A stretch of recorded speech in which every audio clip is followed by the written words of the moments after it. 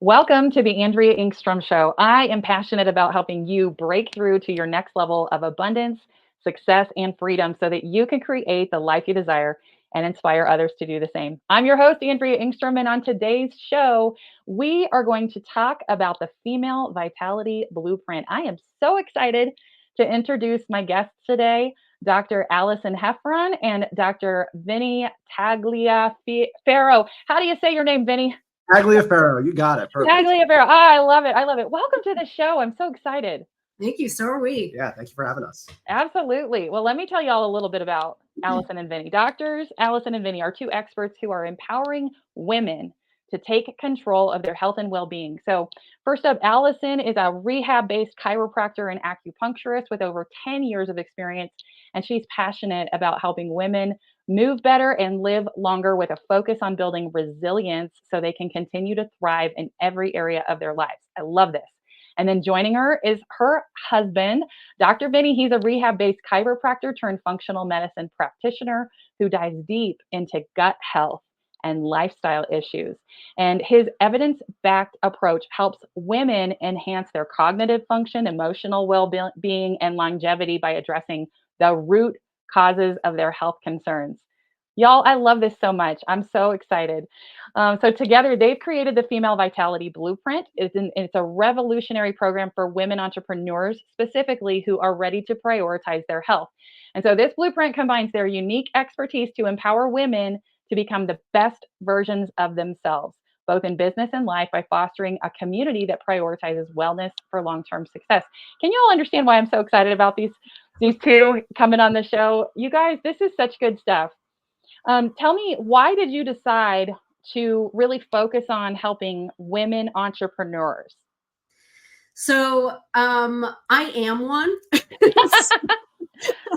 And Good place to start. Yeah, and I think through my own experiences, it became my own experience as a female entrepreneur and in the space of health and wellness. It just gave me a big appreciation to help others that are in that female entrepreneurial space, but have no clue how to balance and get the most out of it with regards to prioritizing themselves. Most people, most women, I would say, are pulled in a million different directions, and they are so thrilled to help everybody else. And then when it comes to themselves, they kind of fall flat. And and it's not their fault. It is just a societal issue. And I think that, again, through my own experience, I know how incredibly important it is to prioritize your own self so that you can scale your business, so that you can make decisions on a regular basis, so that you can show up for your partner, your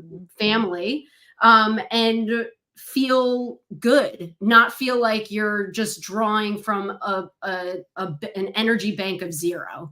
So that was a big one. And like I've said before, the patriarchy has enough. Well, this is something that we talk about all the time in my mastermind groups and in my other coaching programs, is this issue that when we are not at our best health-wise or physically, that it is very difficult to be brilliant in your business. It is very difficult to show up at a high level energetically for your partner. And so we always talk about what's the one thing that you could do such that by doing it, everything else becomes easier or unnecessary. And I cannot tell you how many times in goal setting sessions, the women that I coach come back and they say, my health. I have to focus on my energy and my health. And that's the one thing that's going to make everything else easier or unnecessary. So this is such an important conversation for women entrepreneurs. So let's talk about, what are some of the areas that you touch on when it comes to health? Are we just talking nutrition? Are we just talking like chiropractor stuff, body movement? Tell us about what all does it entail? So you're talking about female vitality specifically? Yeah, like how you help people specifically. What's the stuff that we really should be paying attention to that you all help with in the Female Vitality Blueprint? Yeah. So, I mean, a lot of people, they'll have just pain in many different areas of their body, one or many. It can be any of the above. And so with that side of things, I'm talking more from the musculoskeletal perspective, like joint health. when you ignore joint health, then you're likely going to start to get stuck in a cycle where it hurts to move, but moving is the thing that's going to make you better. But because of the pain, you won't do anything. And then you just decline.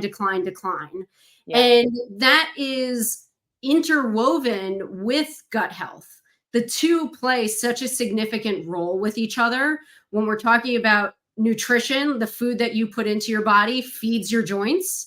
And so if it's not getting health from the food that you're eating and you're not moving or you're not moving well, your joints are not going to be happy. And then we start to see things like osteoarthritis. We can start to see things, especially as women, osteoporosis, osteopenia. And those are not just movement-based things, but they are gut-based things as well. So we try to attack it from both a very integrative approach so that women who are struggling with either side of the spectrum, likely both, because we're allowed to have more than one problem, and pretty much all of us do. Yeah. And so we want to try and tackle it from both sides. And the way that we did it in Female Vitality is we wanted a very no fluff approach. We wanted biggest bang for your buck that can move the needle forward as long as you actually commit to doing the thing. And the community aspect is really helpful in helping with that commitment because you're getting the support from other like-minded women. Did I answer your question? Yeah, absolutely. I think this is so powerful. And I feel like I talk a lot about health and energy, but when you and I first spoke, Allison, I was like, can I ask you an embarrassing question? What is functional medicine? Like, what does that even mean? Yeah. So, Dr. Vinny, can you kind of explain to our listeners who may be in a similar place to me, like when we talk about functional medicine, what do you mean by that? Yeah. As a whole. Yeah. So functional medicine, really, the way that I look at it, it's an integrative approach to make sure that we can get to the root cause of whatever your underlying issue is, right? So I take a look at lifestyle in general. I take a look at the food intake that you're putting into your body. I'll also look at other markers, like I'll regularly look at blood work. And then if we need to dive a little bit deeper into figuring out what that root cause is, I'll do other things like stool analyses to see what's going on inside your intestinal tract. We can even do hormonal testing from urinalysis. Sometimes we need to do spit tests as well. So it is really integrated because we're looking at all of these different areas of your body, but taking a look at where we can really make the biggest change the quickest so that you can start feeling better. It's a very as opposed to seeing a dietitian or a nutritionist where they're not licensed to be able to get any of these tests. Here, there's evidence as to what is going on to help put the puzzle pieces together. Yeah. And I think more often than not, when you see a provider, even in my side of things, when you see a provider that isn't doing a root cause approach, there's a lot that can be missed. Because the site of the pain or the site of the discomfort is more often than not where it's coming. It's usually not coming from there. It's usually a symptom. Yeah. Like for instance, headaches. Yeah. That can be so rooted in the gut. But people will spend so much time and money getting Botox for migraines and things like that. Yeah.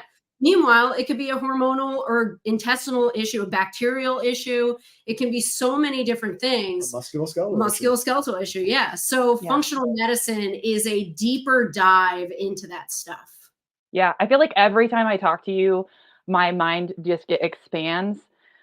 Because I'm like, I've never thought of it that way. We don't know what we don't know. And so that's why it's so important that we work with experts and people who can dig deeper into it, because this is critical. And there's so many of us that have struggled with so many, the things that you just talked about. It's like, it's like my hips hurt because I'm sitting in this chair way too much. Then I get headaches and it goes up my head. But probably it's because my nutrition's bad, and I know that there's I've got gut health things that it's like a lifetime of working on. And so it's like to be able to talk to somebody that understands like how the interconnectedness works for all of those things, I think is invaluable. Like this is such important conversation because I think sometimes we think that the symptoms that we're experiencing are from something and we're just flat wrong. And so we're trying to fix the wrong thing and wondering why we still feel bad, right? Yeah. I Yeah. think that's a really important part too, is that so many people, it's not for a lack of trying. Like they Yeah. are trying really hard to fix themselves, quote unquote, fix themselves Hmm. or make themselves better. But the thing that you pointed at, like, we are experts in this stuff. It would be like me going to somebody who specializes in finance Hmm. and being like, I want to allocate this, make spreadsheets here, but I don't understand it and I feel like I should. They would be like, you shouldn't. That's my job. I've Right. studied this for years and it is my specialty to help you do that. Yes. And I think there's a disconnect with people because Yep. they think that because it's their body, that they should, quote unquote, should know what to do because it's their body. And it's just, you're not an expert in that field. Yes, it's your body, but there are people who specialize in studying this stuff. And I would, just like you would outsource your accounting as an entrepreneur, you would outsource your marketing. You need to be okay. You don't need to be, but I would encourage that you be okay with outsourcing your health because it's so overwhelming when you don't know what you don't know. You just don't know. Yeah. Oh, that's a really good. I like the way that you put that. And we obviously can't delegate to others to, nobody can eat well for us. Nobody can move our bodies for us. Right. However, getting strategic advice on what needs to happen. It's like I flip houses, but I am not a plumber. I am not an electrician. I am not an architect. I am not going to pretend that I can tell people where things should go. I got to hire professionals to give strategic advice and to put the missing pieces in place, right? Yeah. Oh, that's really good stuff. So tell me, what are some of the symptoms, I would say, of gut health gut health issues that most women don't even know that it's actually like related to the gut? For sure. Yeah, that's a really good question. I think some of the things that come to my mind immediately are obviously like if you're dealing with bloating, right? That could be a gut related issue. Skin issues. Skin issues can absolutely be a gut related issue. I can't tell you how many people that I see where rashes, hives is something that, for them, it's something that comes up in conversation with us. But then as I dive deeper into their story and their background, it's something that is purely rooted in the gut that's making its way up to the skin surface. Other areas too, like fatigue, even brain fog, those things can absolutely be related to your gut health. And if you're not taking a look, diving into where that root is coming from, then you're not going to have any understanding, right? I know another example too, like going back to bloating for a second, is somebody was telling me earlier in the week that they were eating salads because salads are healthy for you, but every time they eat a salad, they get bloating, right? So you would Vinny, that was me. I was telling you that. You're not the only one who said it to me this week. That's the crazy thing is you would think that is a healthy, quote unquote, healthy thing. It's a good thing for you to eat. But if we're not addressing what the problem is, then it could be fueling the problem further. So that's why we do a deeper dive into the entire lifestyle and you explore it further. Even what's insane that people would not think is, and I'm not saying that this replaces talk therapy or psychotherapy or any of those things, but depression and anxiety are also symptoms of gut. Like you can help manage that by changing, obviously, more than just that, like lifestyle, but gut is huge. Yeah, just the more and more research that's done on the mental health side of things, the more we find out that a lot of these issues are inflammatory in nature. So we can figure out how we can reduce your inflammation systemically overall throughout your body. Then we give you a better chance of being able to control those issues better. So does most inflammation in our bodies actually start in the gut or like triggered by things that we're ingesting? Like systemic inflammation?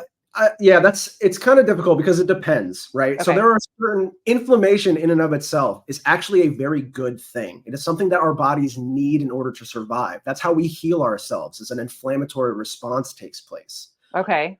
But if it gets out of control, Chronic. if it gets chronic, it can get stuck in a cycle where you're just constantly having more and more inflammation happen, then that would be the first area that I would take a look, is taking a look further into, again, diet and lifestyle. Not only just what you're putting into your body, but how are you putting it into your body? When are you putting it into your body? How much are you prioritizing sitting down and eating a meal versus running and eating something on the go? Those types of things absolutely can play a huge factor. Awesome. I'm recalling, Allison, you told me a story the other day about pain connected to inflammation. Can you share that story with our listeners? Yeah. So a few years ago, this is before Vinny was doing functional medicine, we had done something called Whole30. Yeah. So leading up to this, I have, as just some history, I have a mid-back disc herniation.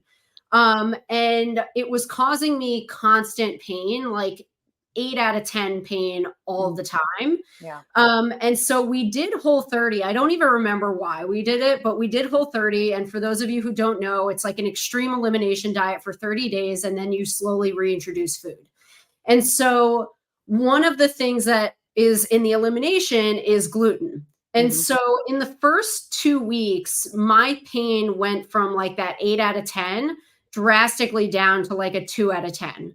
And then when I reintroduced gluten, that was the thing that spiked my pain immediately. And so my experience was my pain was greater than my desire to have gluten. Yeah. And once I was able to feel the difference, there was no, it wasn't even a thing. It was just like, of course I'm not going to have gluten now. And so, and then that's also not permanent. Now I can have it like I have it pretty regularly because I worked so hard on healing my gut over a period of time. And now I can have whatever. And then, and it's always changing. So like your gut changes all the time. And for instance, when I broke my ankle, I was on a bunch of painkillers. All that work that I had done, I started having problems, not in my mid back. I started having crazy distension and bloating. That was very spontaneous.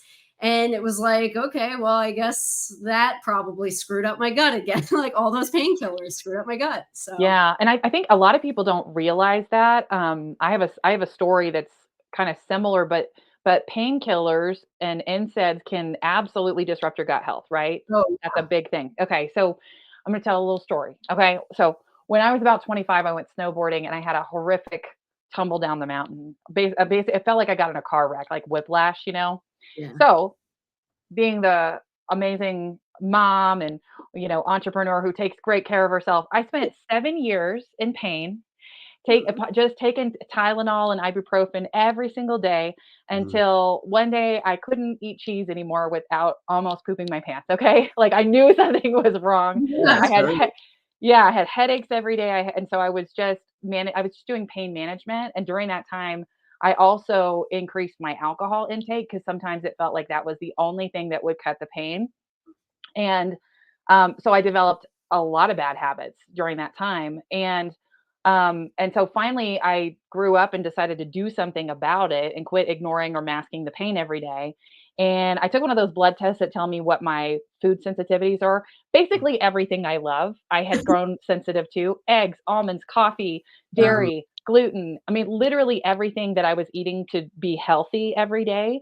And so I had to do the elimination diet like you were talking about. And then I went to a chiropractor who, after 3 visits, my pain was gone. And I was like, oh, we put off for years. And I think, especially like moral of the story, you are not too busy to go to talk to a doctor. You're not too busy to take a blood test. You are too busy to let your simmering health issues get to a point where they are debilitating and ruining your mental health and your gut health and all of these things.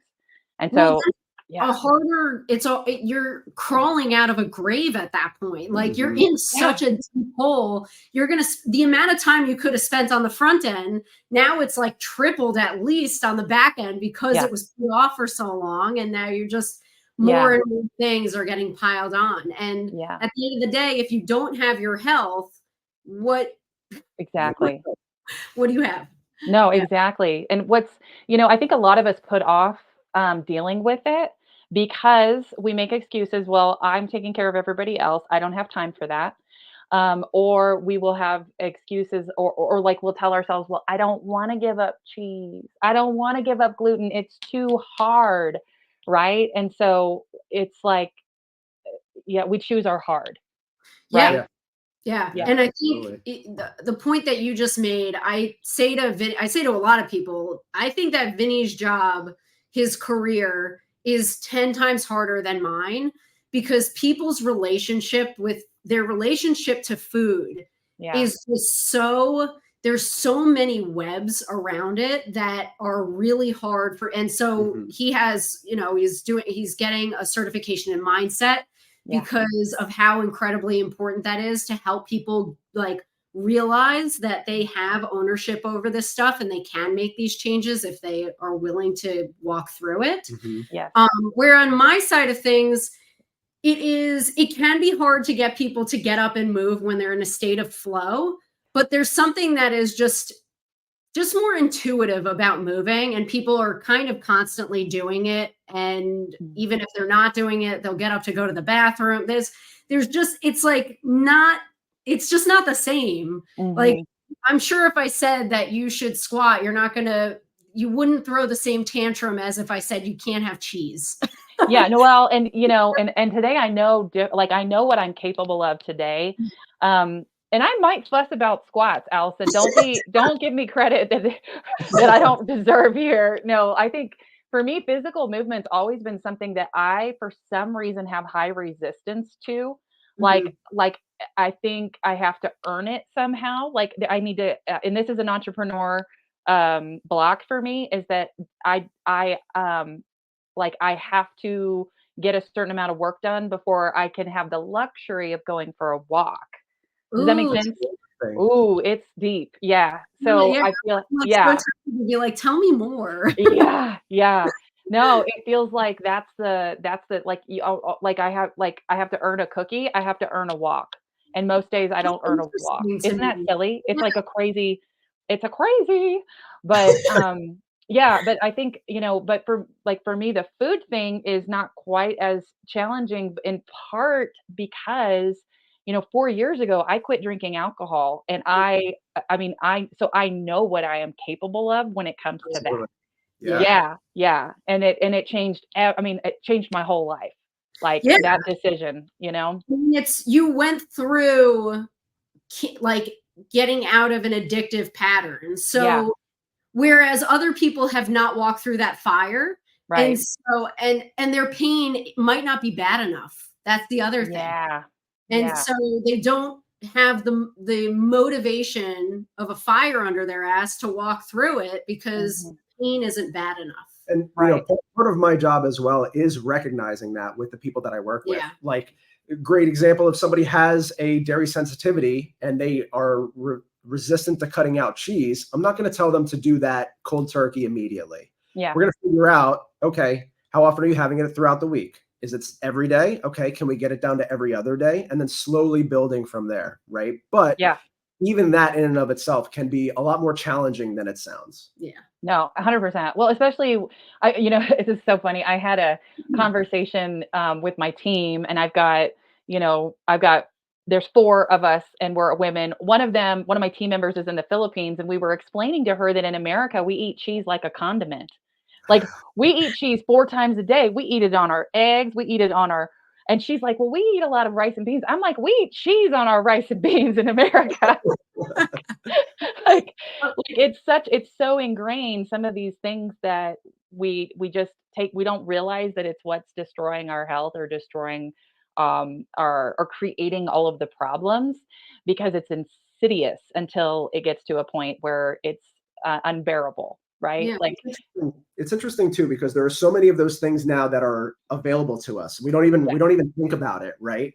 Or if you think about what your grandparents ate, what your great grandparents ate, it's very different from what we are eating today. So, even thinking about it from that lens and going a little bit deeper as to why why is cheese something that we have to put on everything? I think most people probably don't even think about that. No, they Yeah. don't. There's no conscious decision of why they're eating the things. And that's one of the things that I know Vinny does with his clients is get them to kind of pause so that there is some reflection as to why are they about to go into this pattern. If they can stop and pause, why am I doing this? What was I doing beforehand? What am I doing now? Like, it's really digging into the why so that you can gain the awareness to break the pattern. But and it's hard. I would say it's very similar to if something in your business wasn't working. Let's say your ads stopped working, right? Okay, is it the ad itself? Is it the copy of the ad? Is it the graphic of the ad, right? Like taking a moment, pausing and figuring out, is it because of other things? Is it because, I don't know, the state of the world that's causing your ads to There's a falter, presidential campaign. right? Ads aren't doing Hello. Yeah. Pausing and recognizing what that is can be Yeah. very insightful and can help you alter those patterns if Yeah. it's problematic. Yeah. No, I think there's really something to that of asking the right questions, and most of us don't know the right questions to ask. Mhm. And so we just mindlessly put the same things in our shopping carts and snack on, and that's, I think that's the difference too, is it's the mindless things that we do, not realizing that it's causing the symptoms that we hate most. Yeah. Mhm. Yeah. Yeah. Well, let's talk about physical movement, and I know that's a big part of what you focus on, Dr. Allison. It is also, admittedly, the thing that I struggle with most, and when it comes to my health, is like getting my butt out of the chair and like, Yeah. Andrea, stop working, stop sitting, like get up and move. So, what are some things that, first of all, like, tell me about where am I headed if I don't get my butt out of this chair? What does my life look like in 20 Oh years? my God. I would say, I guess I have a question for you. Yeah. Are your parents active? No. Do you want to end up like them?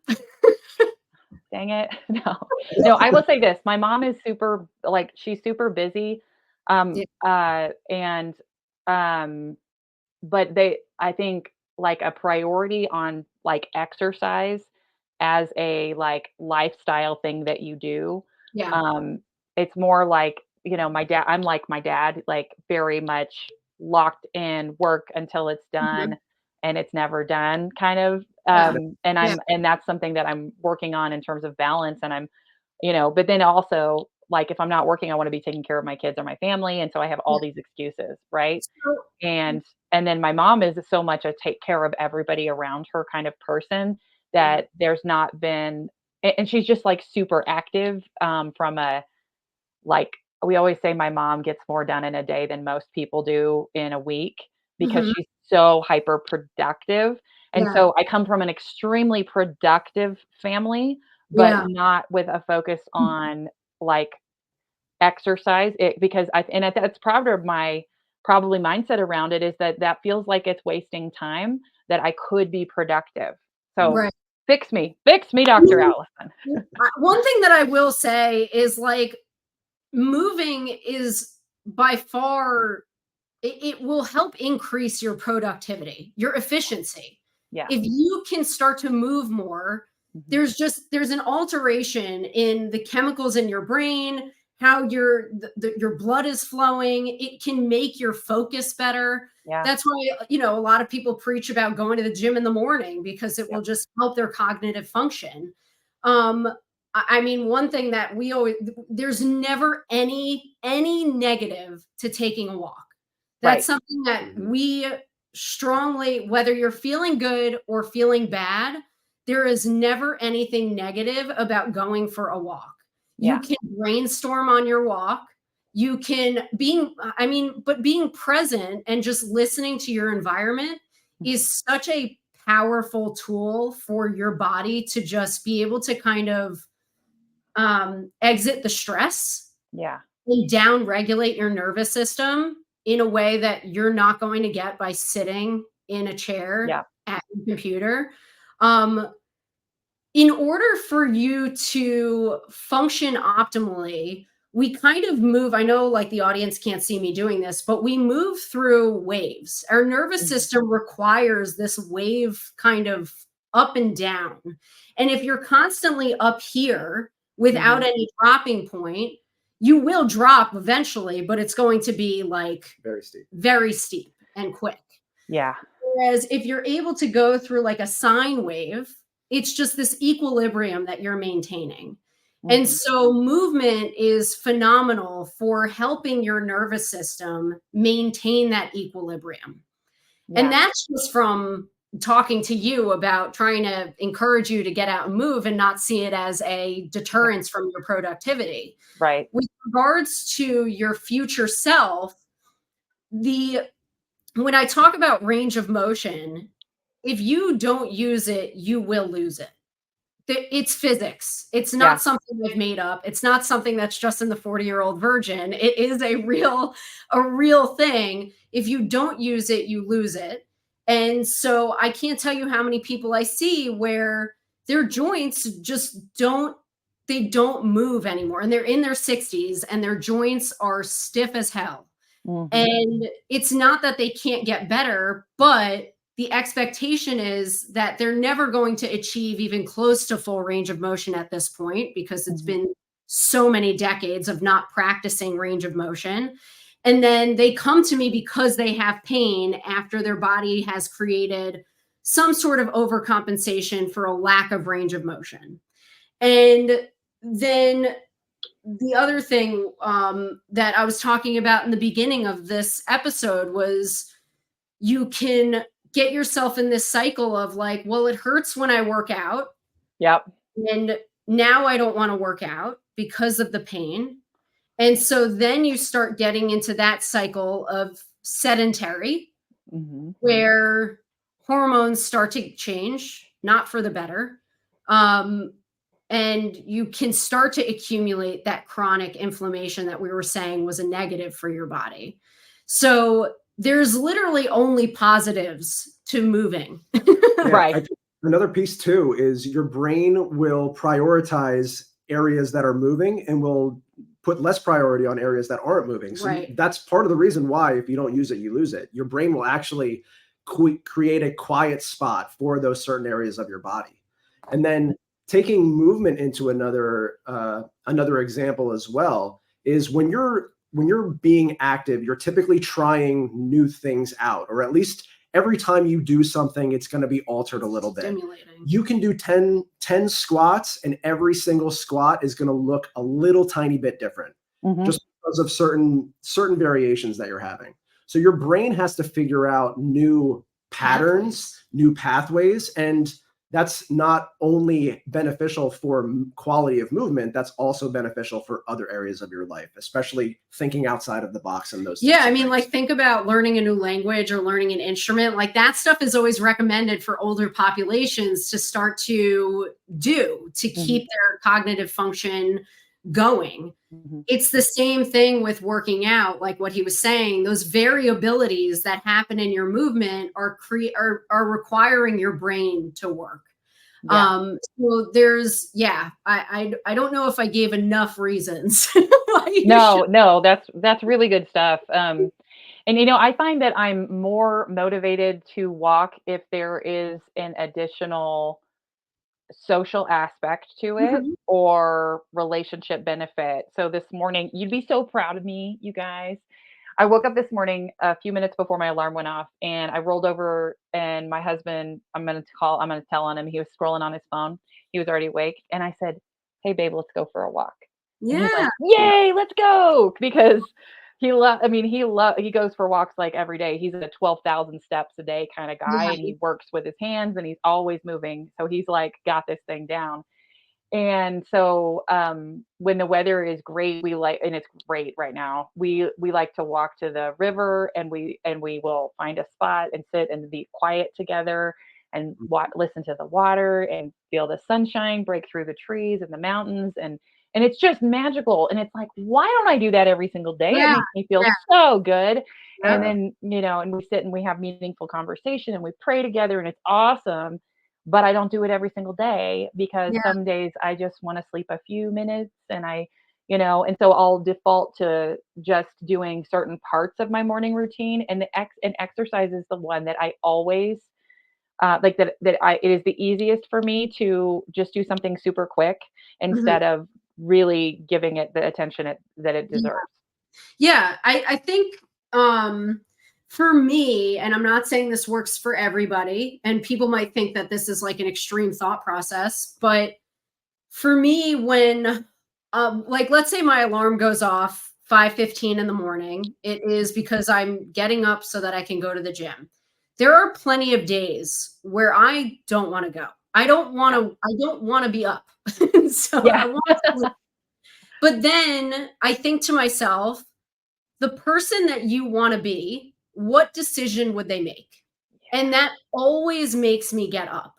Mm. Unless I'm sick, that always makes me get up. And then it leads me into like, what am I going to do for like, I'm going to wake up in another half hour and that's going to be like that worth it? Mm. No, I'd rather be at least getting in what I know is going to get me to the goal that I want.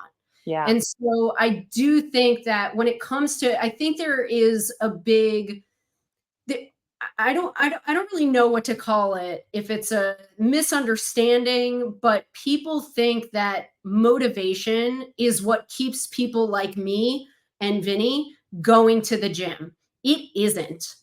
Just like any entrepreneur can tell you that how much shit do they have to do that they don't want to do? They do it because it's a discipline, it's a routine. They know that it needs to be done in order for them to get to their business where they want it to go.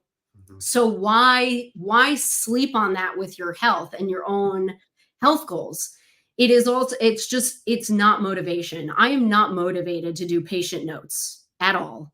It Yeah. just has to happen. And so if you can kind of there might be this little overlap like a Venn diagram where like there's motivation and discipline, and in the beginning you have to kind of use motivation but then just stay with it and it becomes routine. Yeah. And Yeah. it is also the narrative and the mindset that you have for yourself to keep you going. So that's my fallback is the person that I want to be. What would she decide in this moment? And Yeah. it's go to the gym. Yep. That's Yeah. super powerful. Yeah, and I know this is true. When we take action, the feelings follow. It almost Mhm. is never the other way around. That when Mhm. Mhm. we feel like it, like if we wait for the feelings to come, they will often never show up. And Yeah. so if we just sit around waiting for that motivation, we're going to be sitting for a really long time until it gets bad enough, Yeah, I right? think And it's the same conversation about waiting for something to be the right time. Like, yep. oh, it's the holidays, it's not the right time. Okay, so then what are you going to say next month? What are you going to say the month after that? What are you going to say? It's Mhm. just life is never going to stop for it to be the right time. The right Yeah. time is now. It's for when you decide I am ready to commit to myself. I am going to do this thing.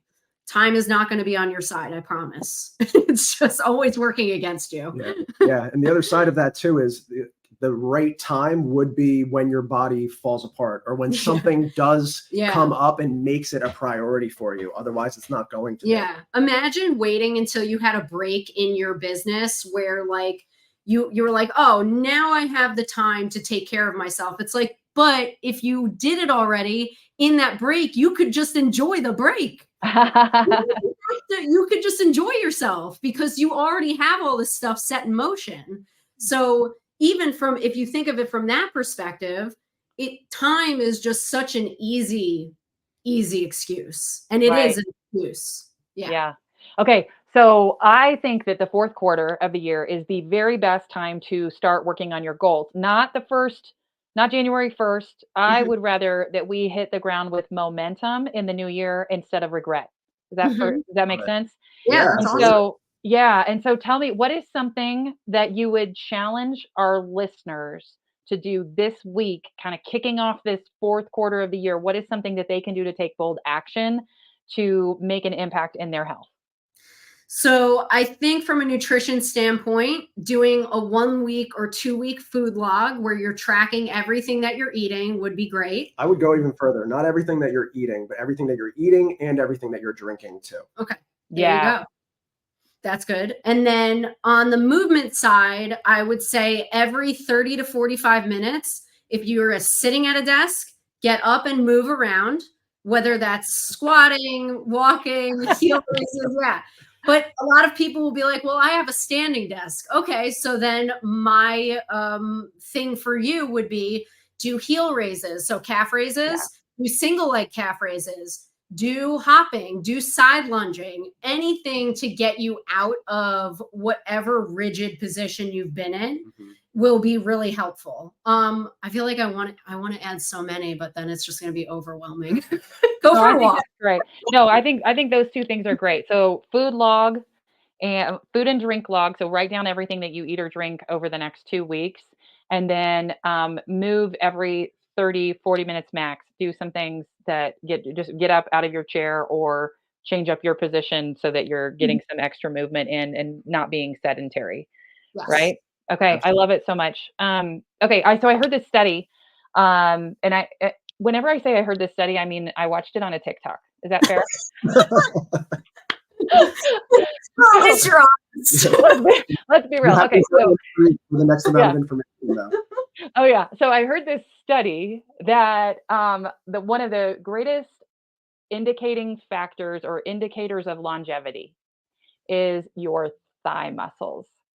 That there is a direct correlation between the strength in your thighs and your ability to get up off the floor and how long you live. Is this make sense to you? Is this part of why you talk about squats all the time? Yeah. So I would say it's not the only leading indicator of longevity, but I would say that leg strength is incredibly important because, like you said, being able to get up and down off the ground is insanely important for your safety. But coming from a specialty of foot and ankle, I would say having strong feet is insanely important for balance because it gives you a lot of proprioception. So understanding of where you are in space.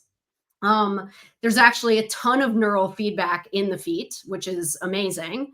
And then if you look at other stuff, grip strength is an insanely important metric of health because that actually has a key direct correlation with heart health.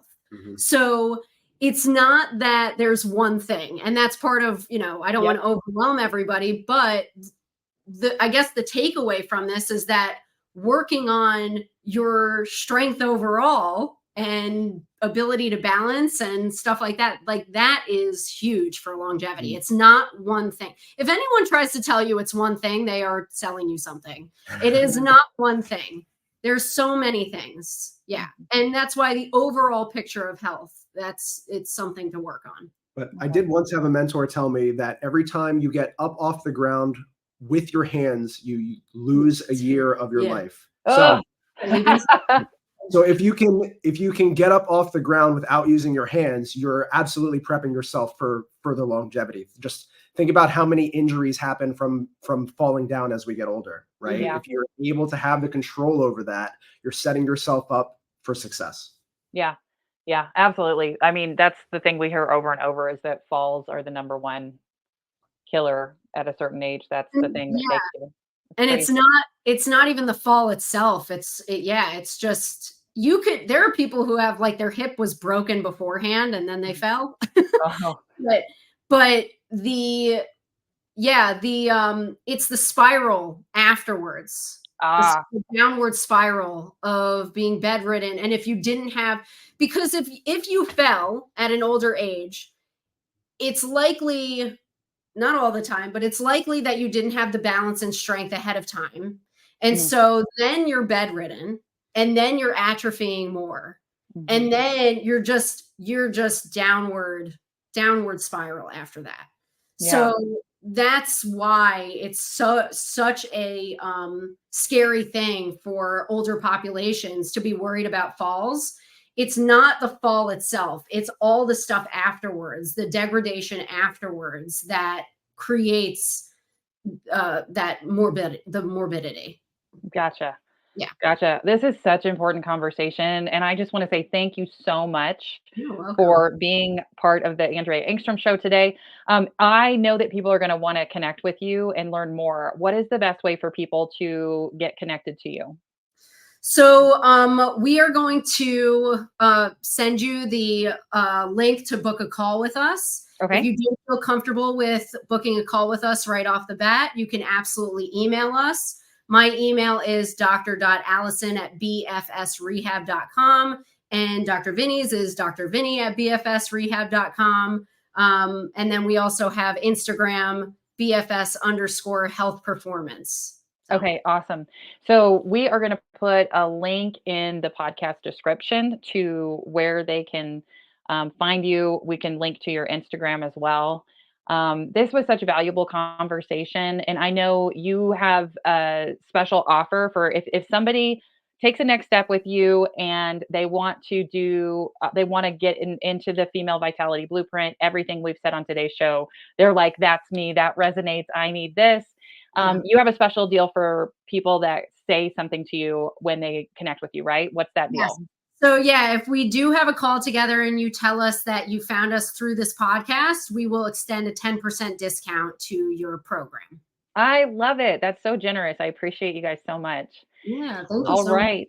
Absolutely. Well, and Dr. Vinny, thank you for you're the first dude on my show. I just want to say thank you. Wow. I'm so honored. Thank you for having me. I appreciate it.